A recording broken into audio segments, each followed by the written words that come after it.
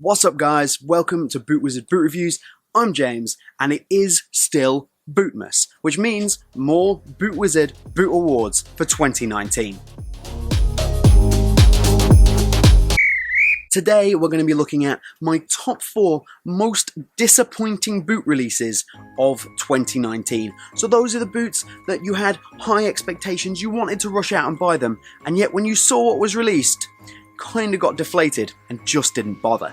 Remember to like the video, remember to get subscribed, and let's jump in to number 4.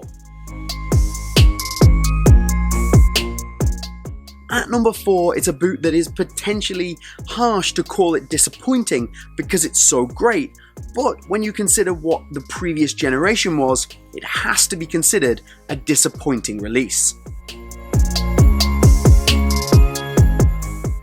The 19 Plus was such a revelation. It really changed the game in terms of leather boots, in terms of laceless boots, and it really is a fantastic advancement in both leather and laceless technology. But Adidas have pulled what is now becoming a classic Adidas. They simply made a very minor tweak and gave the boot a new name, maybe to just serve their naming system.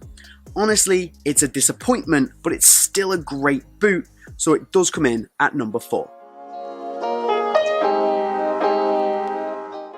At number 3, it is a combination of the Puma Future 19.1 and the Puma Future 4.1. Coming off the back of the Puma Future 2.1, which was my favourite Puma Future to date, it really was a huge disappointment to end up with this incredibly stiff upper that really just felt like it had been hardened deliberately.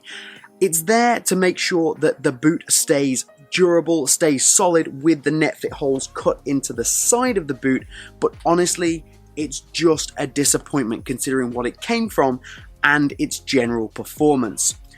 Thankfully, Puma have fixed that. The Puma Future 5.1 is what I think one of the top boots of the year, but this and the 19.1, they just didn't do it.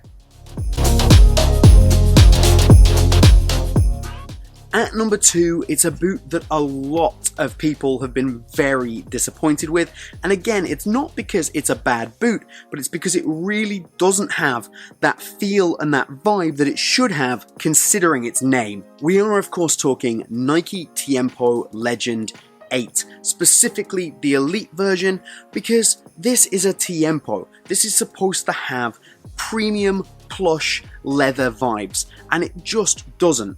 You could argue this is the best performing Tiempo that has ever been released, but is it really a Tiempo?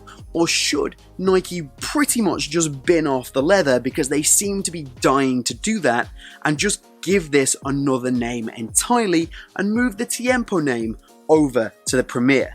Realistically, based on years and years of expectations, based on what we know and love from the Tiempo line, this is a huge miss from Nike. They had the mark and they are well wide. Not a boot you should write off if you're looking for a modern, well-performing football boot because it really does the job, but if you're looking for a leather Tiempo feel, you are well out of luck here.